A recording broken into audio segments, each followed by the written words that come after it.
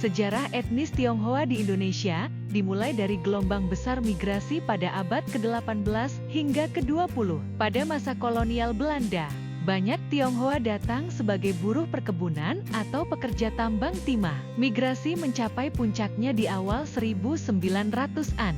Dengan kedatangan sekitar 500 juta etnis Tionghoa, proses peleburan dan kawin campur terjadi, dengan dominasi laki-laki sebagai pekerja migran.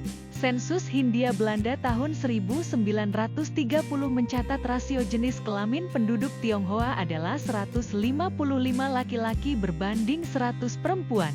Orang Tionghoa merupakan suku bangsa terbesar ke-15 di Indonesia, menurut Sensus 2000. Terdapat 1.738.936 penduduk yang mengaku sebagai orang Tionghoa, atau 0,86% dari seluruh penduduk Indonesia.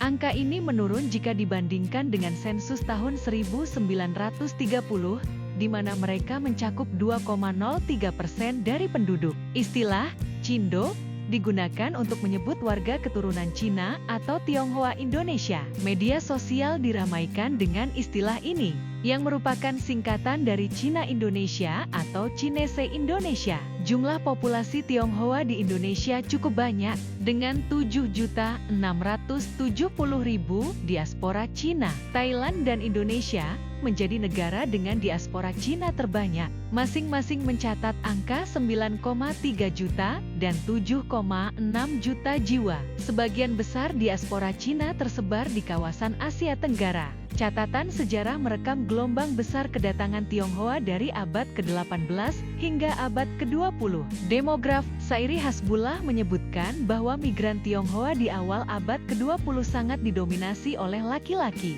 Kedatangan mereka sebagai pekerja migran membentuk demografi yang unik di Hindia Belanda. Gerbang kehormatan Tionghoa di Kesawan menandai perayaan 25 tahun pemerintahan Ratu Wilhelmina pada September 1923.